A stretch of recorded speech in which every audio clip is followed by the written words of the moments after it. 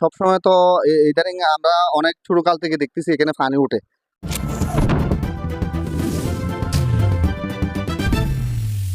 কাছে আমরা জানতে চাই এই যে এখানে এত পানি হওয়ার কারণ কি এবং এখানে পানি না হওয়ার একটা বিকল্প।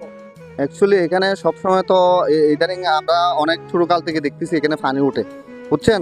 এখানে ওই অনেকবার বলা হয়েছে, সিটি কর্পোরেশনকেও বলা হয়েছে, কমিশনারকেও বলা হয়েছে, কিন্তু কোনো উদ্যোগ নেয় না এরা, বুঝছেন? বারবার বলার পরও এখানে এখানে এত বড় দুইটা প্রতিষ্ঠান, জামিয়া আহমদিয়া সুন্নিয়া আলী একটা বড় প্রতিষ্ঠান, এখানে মহিলা মাদ্রাসা, এখানে ছাত্ররা আসতে পারে না, ছাত্রীরা আসতে পারে না, এখানে সবসময় পানি থাকে।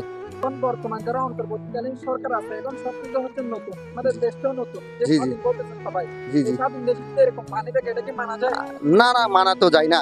এখন ইনশাল্লাহ এখন এই অভ্যন্তরীণ সরকার আমার মনে হয় উনি পারবে। উনি সবকিছু করতে পারবে। ছাত্ররাও পারবে। ছাত্ররা যদি দেখে এটা কিছু একটা করা যায়, সম্ভব।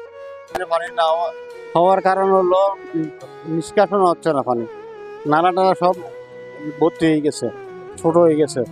এবং এটা যদি নালা যদি প্রশস্ত করা যায়, আমার গভীরতা করা যায়, পরিষ্কার করা যায়, তাইলে আমার মনে হয় এটা অনেকটা